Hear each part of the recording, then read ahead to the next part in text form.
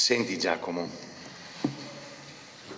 hai presente quando vedi tutto nero all'orizzonte? Quando il dolore è così grande da anestetizzarti l'anima? Sono quei momenti così privi di spiragli che non ti resta altro che sorridere per la mala sorte. Ecco Bolo, noi stiamo così.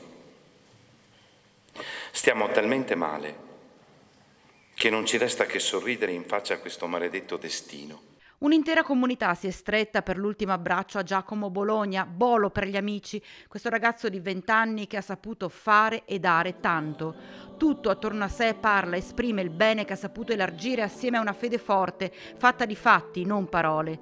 Tantissime persone hanno voluto essere presenti per ricordare il suo sorriso, per essere vicine ai genitori, alla famiglia di sangue, ma anche a quelle di spirito e cuore che aveva saputo e voluto costruire, rendendo alta e vera la parola comunità. Frasi toccanti, quelle del parroco Don Gabriele Fregonese, che ben conosceva Giacomo e che non nasconde tutto il dolore di questa perdita che accomuna ognuno, presente dentro e fuori la chiesa di Fietta.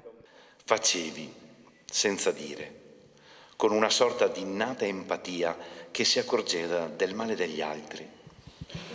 Per questo ti si poteva chiedere qualsiasi cosa, perché la sincerità era la cifra della tua persona. Una persona che continuerà a vivere anche dopo la morte nei corpi di chi riceverà i suoi organi, ultimo atto d'amore per il prossimo condiviso con i genitori, e poi la decisione di devolvere le offerte al suo di Crespano di Pieve del Grappa, i primi che quel maledetto giovedì 24 aprile sono intervenuti per soccorrerlo appena successo l'incidente stradale.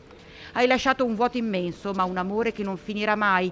Queste le parole dei suoi amici e delle sue amiche. Tu continuerai a vivere in mezzo a noi, a fianco a noi, perché ci hai lasciati migliori e questo, forse, è il dono più grande. Ti vogliamo bene, Giacomo, per sempre.